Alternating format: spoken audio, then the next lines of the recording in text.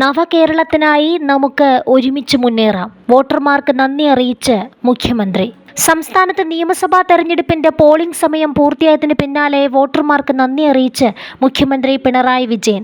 ജനാധിപത്യ പ്രക്രിയയിൽ പങ്കുചേർന്ന് തങ്ങളുടെ സമ്മതിദാന അവകാശം വിനിയോഗിച്ച മുഴുവൻ വോട്ടർമാർക്കും ഹൃദയം നിറഞ്ഞ നന്ദിയും അഭിവാദ്യവും രേഖപ്പെടുത്തുന്നുവെന്ന് മുഖ്യമന്ത്രി കുറിച്ചു.